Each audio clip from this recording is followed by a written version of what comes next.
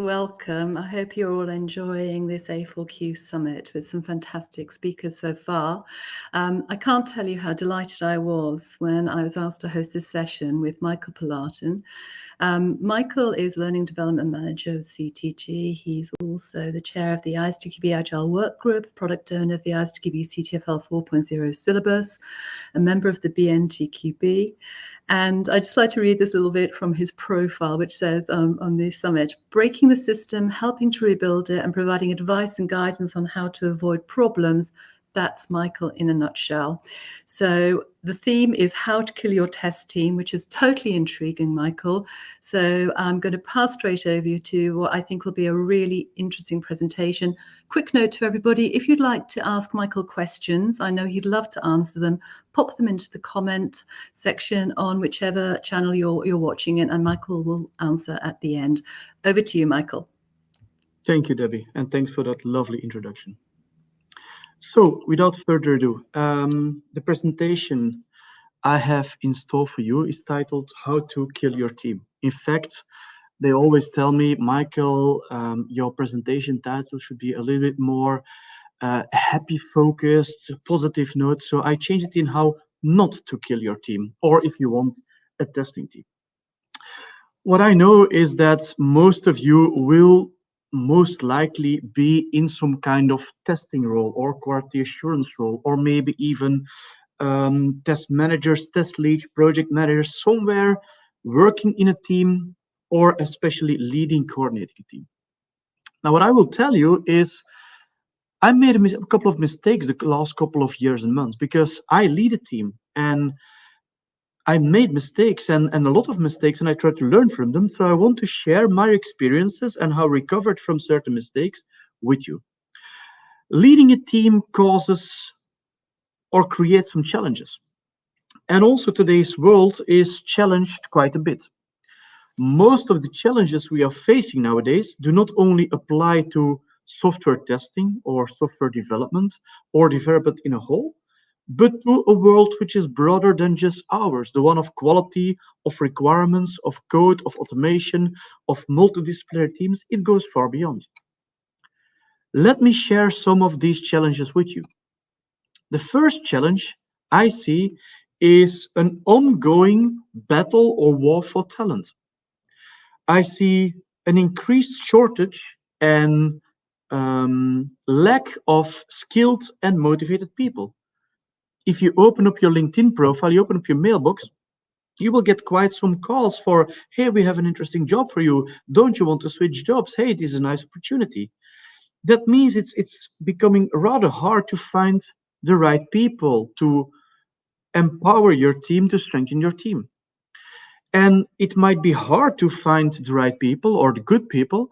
It's even more difficult to keep those good people because they are hunted. They are tried to take away from you. So that is one issue. There is an ongoing war for talent. Another issue, on the other hand, is that we have an inflated job market. Job market nowadays is providing rather high wages to people who have some IT knowledge. Whether you're a tester, a developer, an analyst, a product owner, a scrum master, whatever your role is, or something fancy like a quality ninja, or whatever the new name is, you can expect some nice benefits. And also there are some elevated expectations. People want more than just a high salary. They want to have job satisfaction. They want to perform something meaningful. They want to have a good work-life balance. They want to feel appreciated by their management, by their team. They want to have the right set of trainings. So that's the second thing. A third thing that you have is the concept, and until a couple of months ago I was unaware of that, is a concept which is called quiet quitting. And what is quiet quitting? It's not that actually people are leaving you as an employer or as a team lead, but that people they maximize their minimum. They are just going to work 9 to 5. And after that, they fully respect their work-life balance. You have something urgent, it's after 5 o'clock, sorry, that will be for tomorrow. Even if the kitchen is on fire, that's fine, but that's not our day stops, our workday stops when we leave the office. So that's a bunch of people who is still performing very well, who is very knowledgeable, very talented, but are not willing to work overtime anymore. These people are not willing to invest in their own careers beyond the 9 to 5 hours or beyond the 40 or 38-hour work week that they have. That's a concept called quiet quitting. So that's another challenge that we are faced with. If you're in the IT market, another challenge is specifically the search for a higher or an increased efficiency. And on top of that, an increased drive for effectiveness. We want to do things better. We want to do things faster. We want to run things smoother. We do things harder. It's all about optimization. It is all about better in something. It is continuous this and continuous that, continuous deployment, continuous integration, continuous testing, continuous quality, continuous whatever. Always on the lookout for the next big thing. And if you combine all of that, then the last great challenge comes, and that is what we are all faced with, is the cost reductions.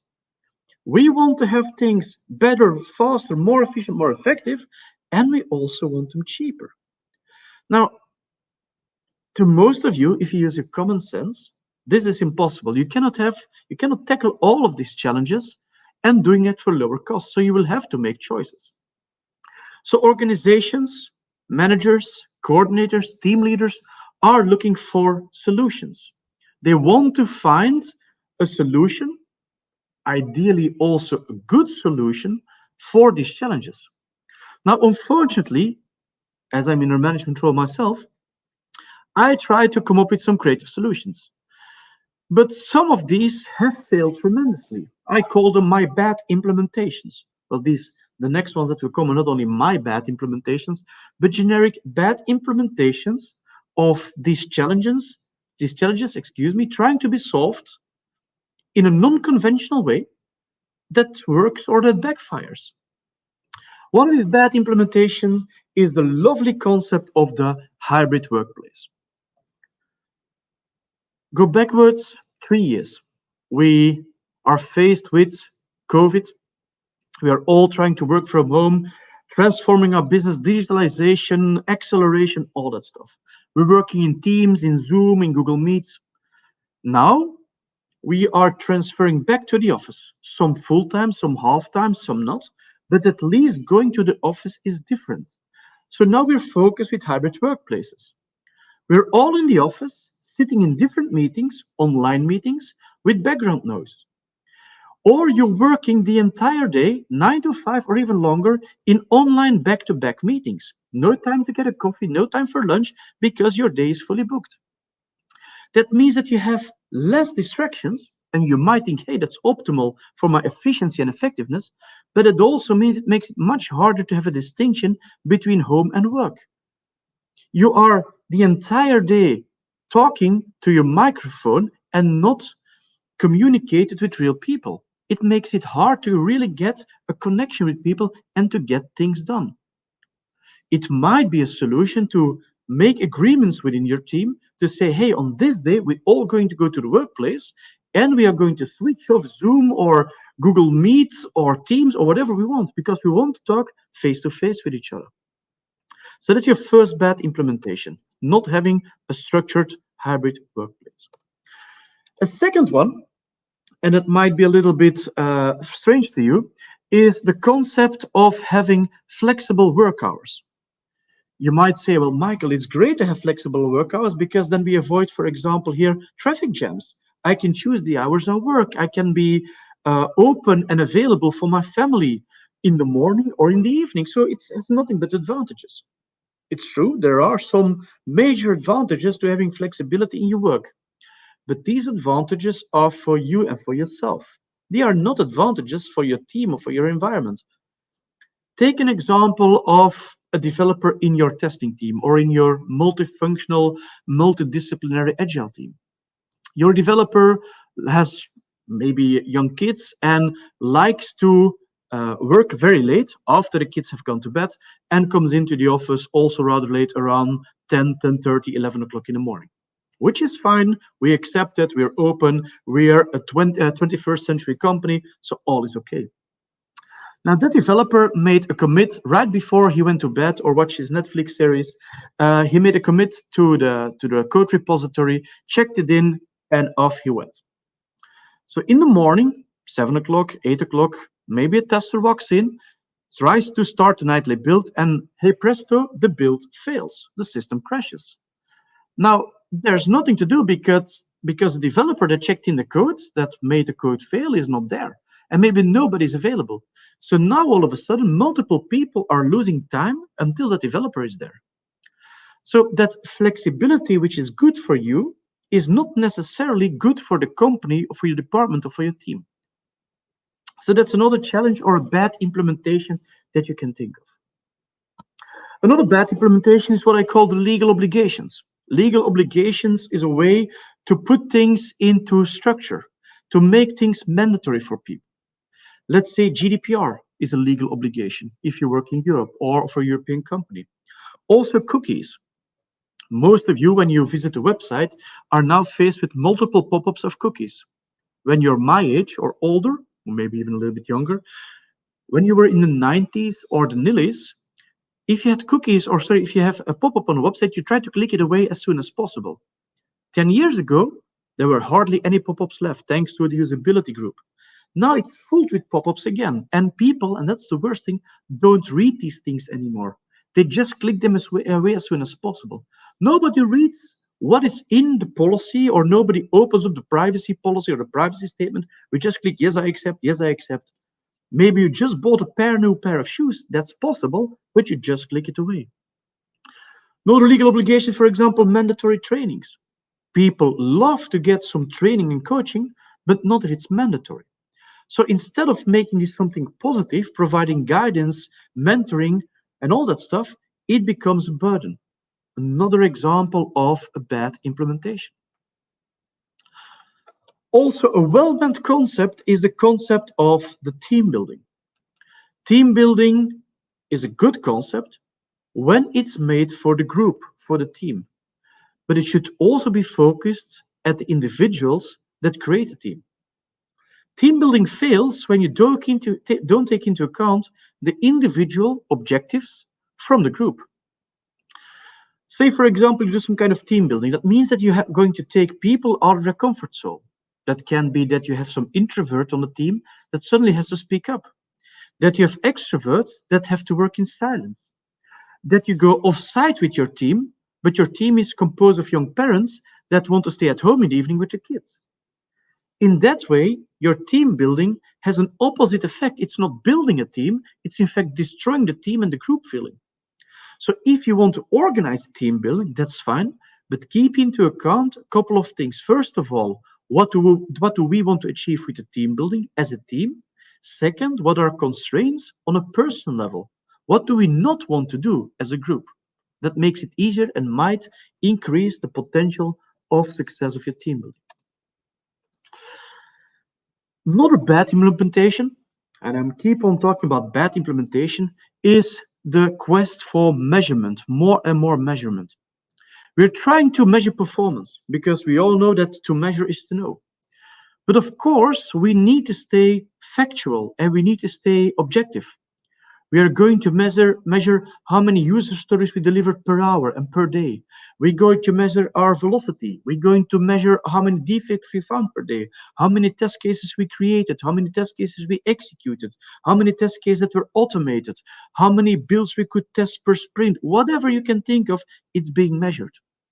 And measure is not a bad thing if it's about predicting the future. If it's about estimations, then measurement is okay. But not, and that's what I typically see, is that measurement is made for the evaluation of people or used as a blame game. Last iteration, you had a velocity of 64 and now only 52. What's the reason? Or last week, you executed 56 test cases, now only 42. What's the reason? Then it's a blame game, and then all of this measurement is serving the right purpose. So be wary of that. Another bad implementation, and it might especially seem strange to you from a managerial perspective, is the concept of overtime. Overtime is a phenomenon that kicks in if a team or a person has a certain commitment to a task or multiple tasks and is willing to do some overtime in person time to get the task done. You might wonder, Michael, how can that be a bad thing? I mean, people have a commitment. They want to do something for the company. They believe in the product they're creating. That's a good thing, right? Yeah, sort of. But the problem is that with overtime, we are fooling ourselves. We are fooling ourselves in the sense that we try to believe that because we didn't get something done, it is our fault. If a certain task takes more time than initially perceived, it meant that the planning was wrong or that the initial concept of the task was not clear. You don't solve that problem by working extra time in your spare time. And on top of that, next to just fooling yourself, is that because you worked overtime, and because that overtime is unpaid for and certainly not reported, you get inflated expectations for every next run, next project, or next iteration.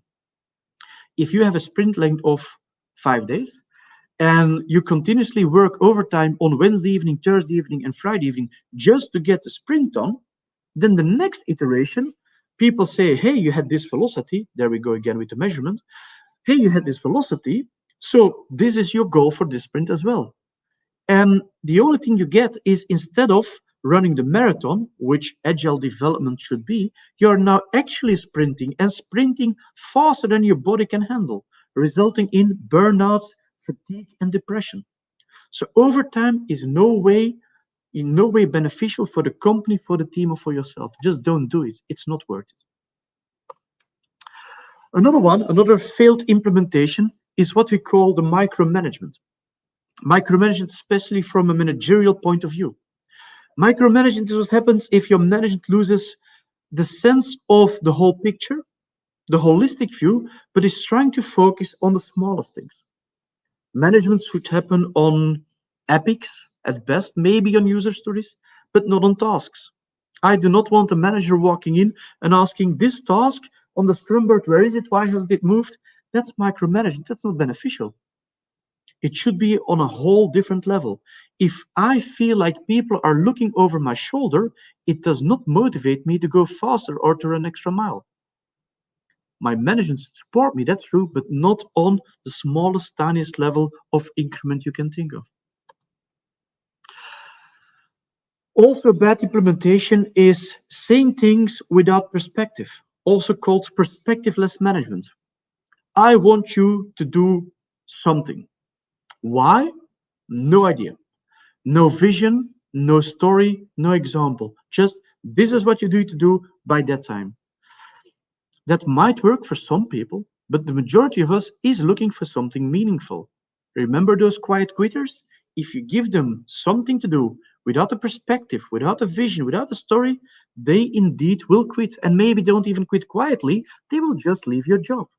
If you want people to do something, if you want people to engage, if you want people to commit, you need to give them the right perspectives. Similar to what I told you about micromanagement is also the quest for over reporting or useless reporting.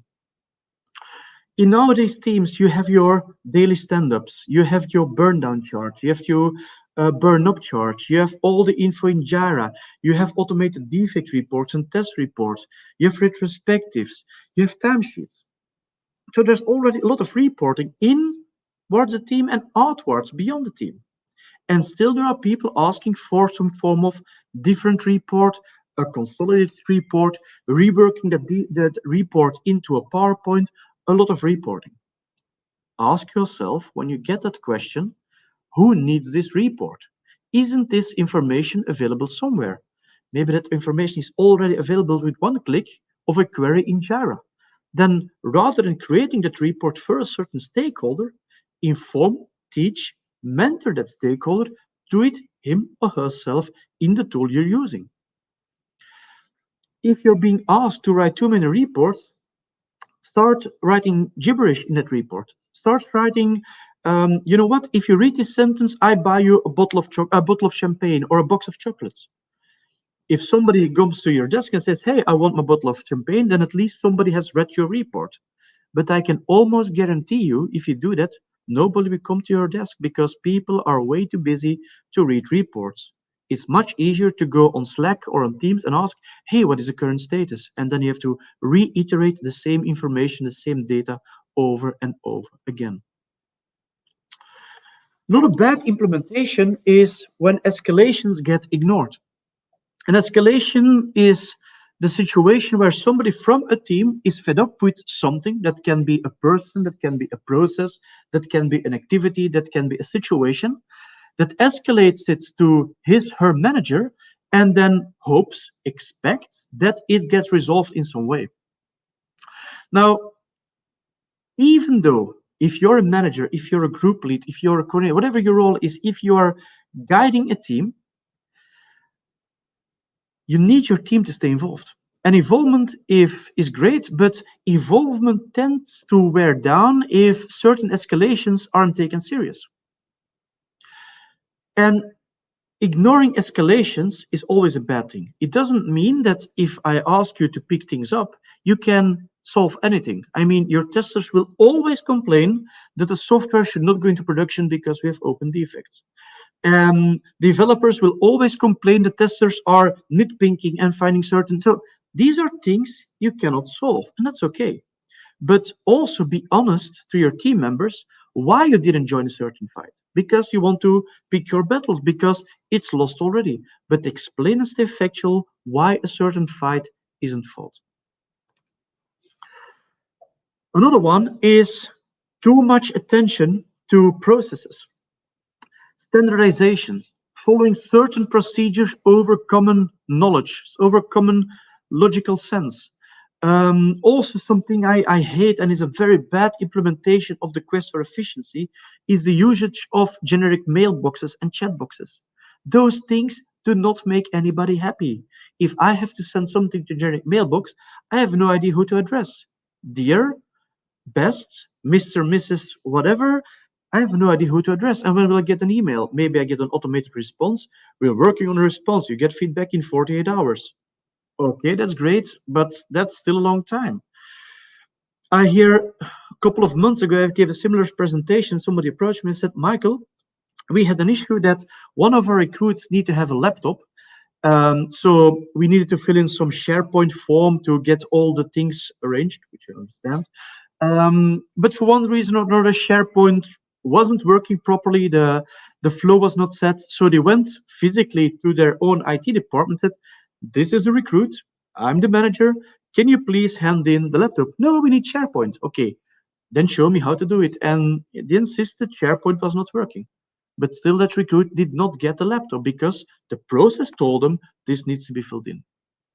Processes are okay, and I do believe that if you do not respect processes, you're into chaos. But sometimes it's better to bend or cheat the process to get things done, with respect to the vision behind the process, of course. Just creating havoc is not a goal. One of my pet peeves of bad implementation is the unprepared onboarding. As Debbie explained in the introduction, I work for CTG and we're a consulting company. So we have a lot of consultants all over the world going to customers, help them assist in their quest for better software quality. Now, what I hear from almost any of our consultants is that whatever day in the week they join a new customer, most likely is they come in the office, somebody looks up and says, who are you? Oh yeah, I'm the new guy from CTG. Oh, that's great. But wait, we don't have a desk for you. We don't have a laptop for you. You don't have internet access. There's no network. There's no badge. There's no access to Active Directory or to SharePoint or to Slack. And something is not there. That is what I call the unprepared onboarding. Then if you have a skill or a staff shortage and that person is there, make sure that your team is ready to welcome him or her, that there is somebody and all the infrastructure there to immediately take the most advantage of that person. Otherwise, it's just a waste of time and effort. Another bad implementation is the miscasting, hiring the wrong people for the job.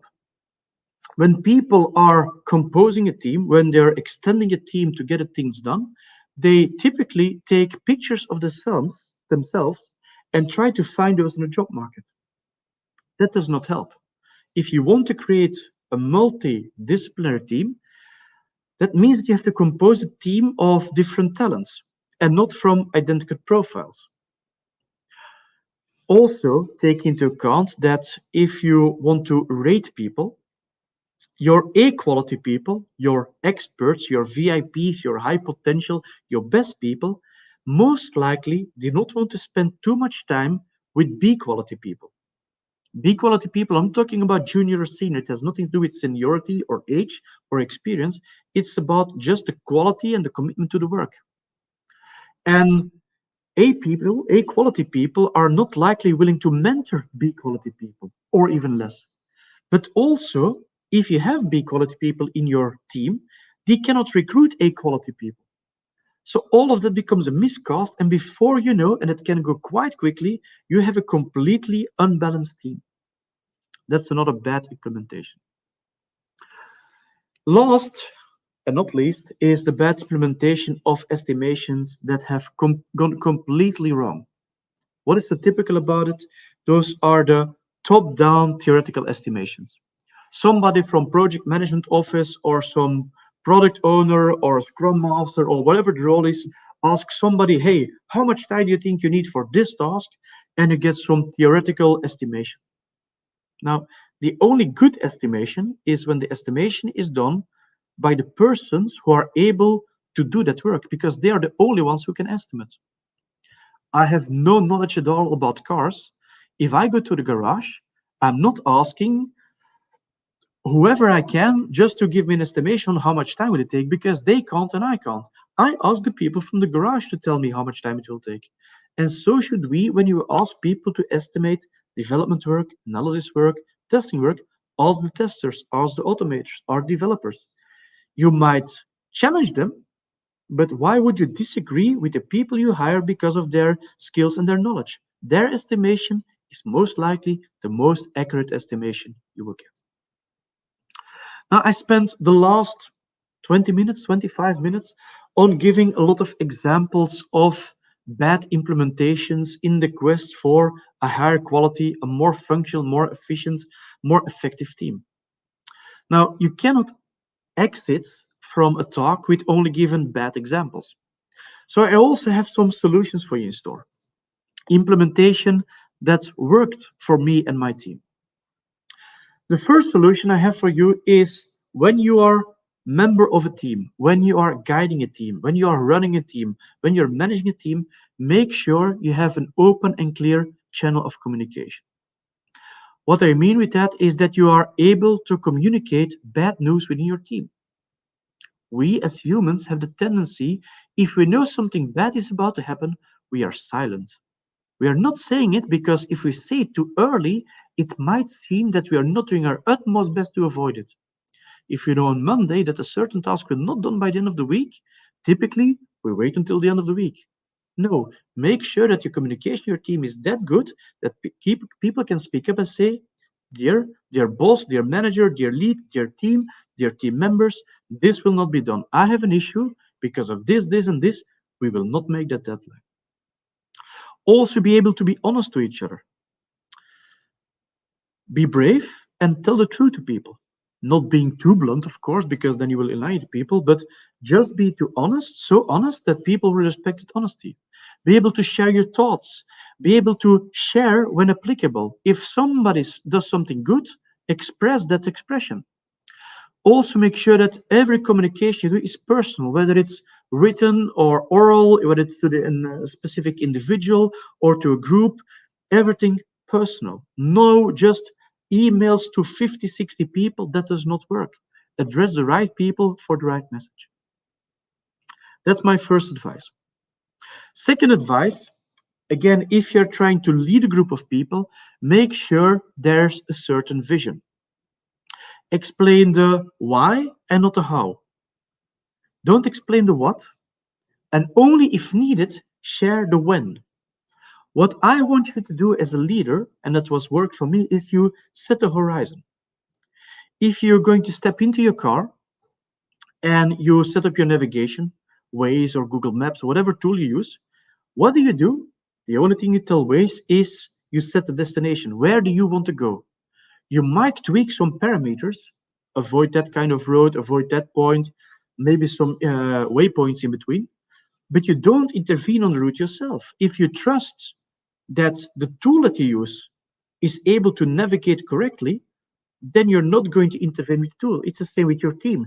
You give the directions, you set a vision, you set the objective, you set the goal, and you let your team of professionals handle it. You trust them, and they will trust you. My third advice, and my slide's a little bit flaky, is a certain degree of autonomy. Give your team the right level of autonomy that they can handle.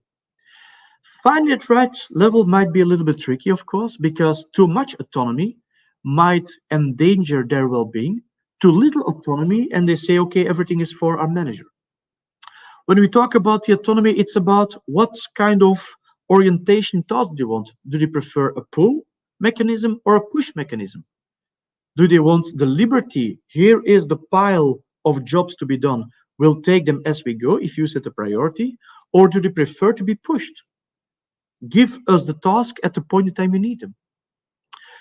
As in the previous topic, you set a vision, you set a strategy, and you leave all the operational aspects to the people and to the team. You provide them a sort of trust. Don't start by creating a complete work breakdown structure of everything they need to do. That might help for estimations, but it's not good for managing people and their teams. Another advice is to use adaptive reporting. Reporting is great, but make sure that you have the right report for the right persons at the right time, at the right cadence. That's what I call adaptive reporting. It might mean that you use the goal question metric as a tool for adaptive reporting, or that you use more automation for it. It can also be that you just give the advice, hey, if you want to know what's going on in my team, join my daily stand-up, join my retrospective, come walk in, because most typically, if you work in a multidisciplinary team, there are already numerous reports out there that you do not have to spend time on reframing, readjusting the same data again and again and again. You win some time and you get some buy-in from the stakeholders that want to report to make decisions. Another lesson is make sure that if you recruit people, whether these are internal or external, you are ready to onboard these. What do we mean with an onboarding readiness? Maybe you can create a checklist for things not to forget. Does the person who will walk in next Monday have a desk and a chair? Does he or she will have all the equipment required? Hardware, software, whatever you can think of. Have you foreseen some welcome package to make them feel welcome? Flowers, candy, chocolates, name tags, whatever. Do we have some personal approach? Will everybody know his or her name already? Maybe you should explain beforehand to the team who is joining. The personal data about the person, you can already ask questions that the person doesn't have to say 7 times, hey, I'm Michael, I'm 43 years old, I have 2 kids, I'm married. That's boring, that those people know that up front. You can assign mentors to new people. You can set up an apprenticing framework, all which are elements that make sure that the people you onboard, that you recruit, feel welcome and get efficient and effective much faster, because that's the goal, of course.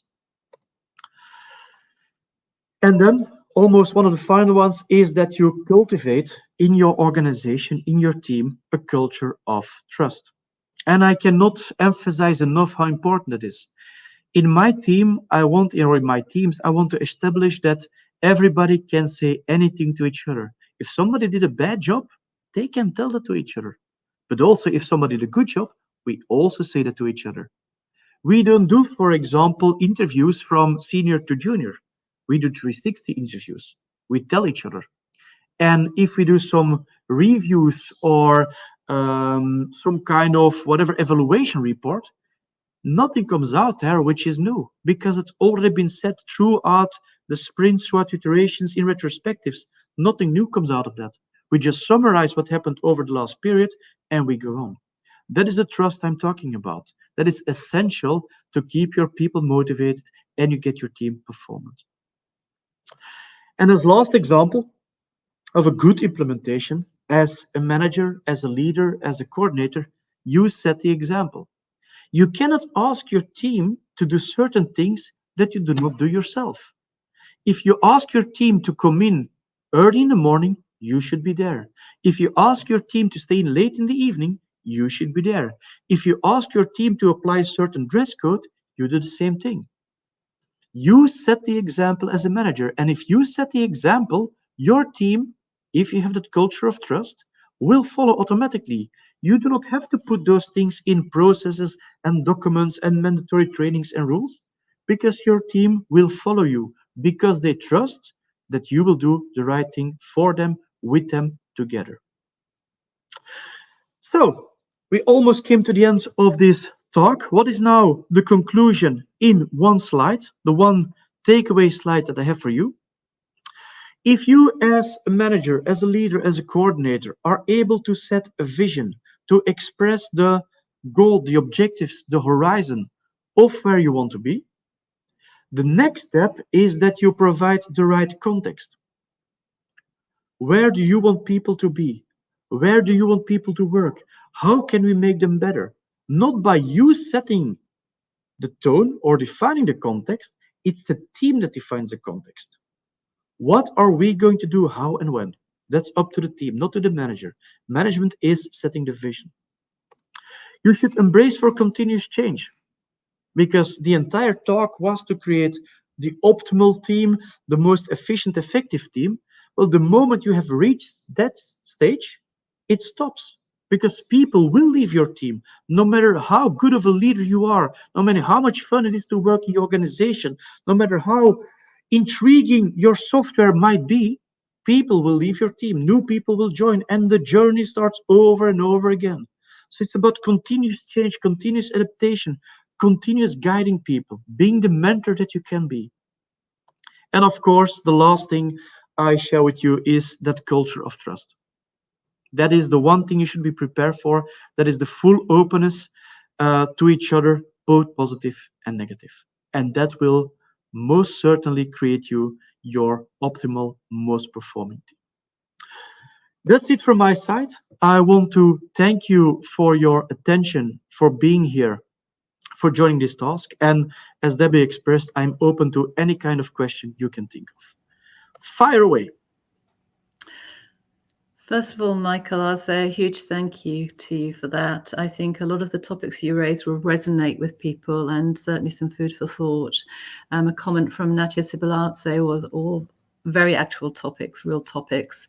And I think the advice that you gave is certainly something that I think we can give a lot of context to and follow through on.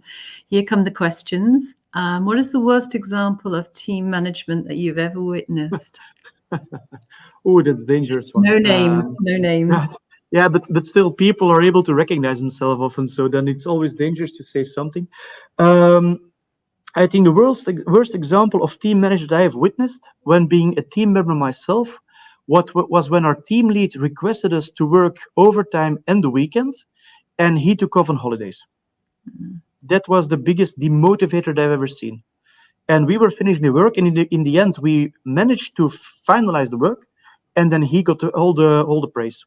That was the worst example.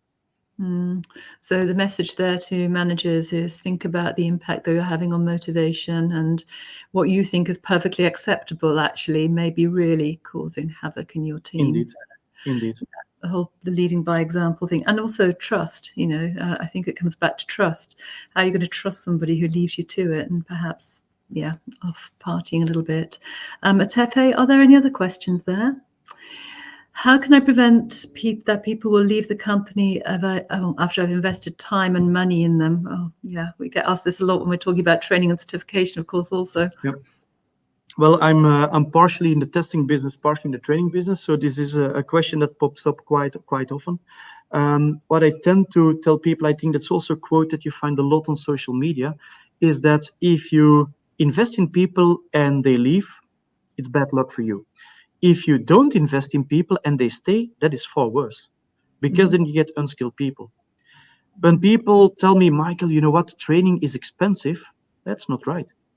Training people, investing in people is not a cost. That is what it is. It's an investment. You make people better. And maybe you can never measure the one-on-one result of a training or an investment in people. That's impossible to measure. But if you don't do it, you can be quite certain they will not improve how they work. They will not get new insights or increase their practices or learn some new skills. So if you don't do it, that's the worst decision you can make. I think there's some evidence is also that if you do invest in people, you actually keep them longer. So if they're trained, you're keeping them longer, then it's win-win. Something that we spoke about, I think, last time we met was this whole concept of being a talent consumer versus a talent creator. And I think that's a really interesting one. You gave the macroeconomic situation earlier where you talked about, the things that are going on in the world with people in jobs. And there's a lot of theory at the moment that organizations should now be looking to create talent by investing, because trying to just consume what's out there, it's kind of, it's not giving you the returns that you'd want. So great question there. Tefe, are there any further questions? Oh, what is your solution for hybrid work? Well, first of all, please define hybrid, because hybrid can have multiple meanings, of course. If hybrid is flexible work hours and some people that work from home and some people at the office, make proper deals with your team, make proper arrangements with your team. I think most teams are able to be self-steering, self-manageable. They can make the right arrangements for taking day off, for taking vacations, for making sure that the right people at the right time are available for certain tasks. That can be a solution. Of course, if you work in a team which is located on multiple geographic locations, that can be more challenging. I work with a team which is partially in America, partially in India, partially in Colombia, partially in Europe. Finding the right time that we can meet all together can be a challenge. I don't think there's a silver bullet for that. Then it comes down to finding compromises. And finding new ways of communicating as well. Tefe, here we have. Do you prefer working at the office or working from home, Michaël? Both. I enjoy working from home because that means I have two not so young children, but still they're still going to school. So if I'm working from home and they have an issue, I can assist them with that. On the other hand, when working from home, it makes it harder to keep the segregation between work and life, to find that work-life balance, because it always feels like when you're working from home that you have not worked enough, that there's always one more mail that you can answer and one more meeting that you can have. While working in the office, then you can meet people. But again, coming to my presentation, you can only hope that not everybody is back to back in online meetings, and you have actually, even at the office, nobody to talk to. So it's both. Do you feel that not being in the office, there are conversations which could happen? They talk about the water cooler discussions. Do you think we're missing those from working at home? You can set those things up. I mean, there have been numerous activities that also we undertake, and that we say, for example, at Friday afternoon, we've sent mocktail packages to our group members, and we said from 3:00 in the afternoon, everybody can drink a mocktail, and we meet again via Teams, which sometimes goes with more success than others. We arrange all kinds of stuff to get people involved, even though they're fully virtual. So that helps to a certain degree. But you should also respect, as a team manager, as a team lead, that certain people do not want to get involved, that it's their job is only their job, and that's also fine. So it's finding the right balance. You told in the introduction that I was one of the product owners for CTFL 4.0, the new ASQ syllabus. What we found out is that when having to create something like a syllabus, the thought process, the elicitation process works well when you meet face-to-face. Because then you can bounce off ideas, you can piggyback on each other's ideas. Therefore, face-to-face meetings are fine. Yes, and I know we have things like Miro and Mural and all that stuff, but for a certain number of people, face-to-face meetings are more productive. On the other hand, if you then have to do the individual work, that can go faster at home where there's no disruption or interaction. But find it out for yourself, and again, be open and honest with your team. What works for you? If you can convince your team that for you working from home is ideal and you're available via Slack or via Teams or via Zoom, nobody will complain as long as the work is done. Tefe, I know we have another question here from Stefan. Thank you for the presentation. How to get the time needed for continuous improvement accepted in just-in-time project management, whether for tests, processes, or other? Oh, that's a lovely. Thank you for that one, Stefan.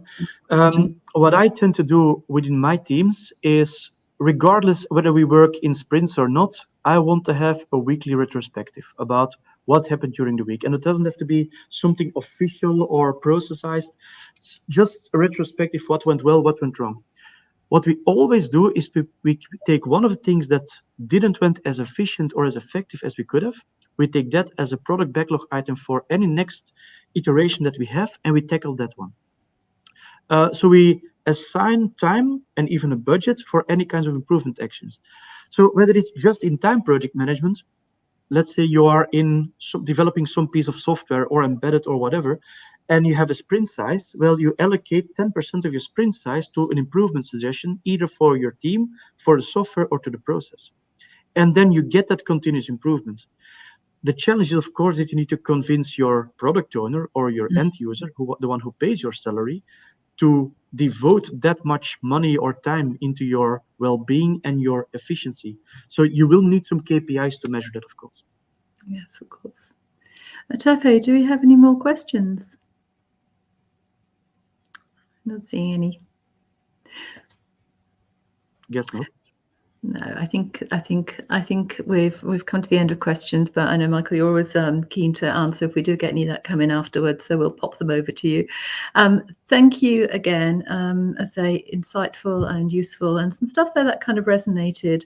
I know certainly with me, and probably with a lot of the audience too. So thank you, Michaël Pilaeten. You're welcome. Enjoy. Bye-bye. Bye-bye. Oh, just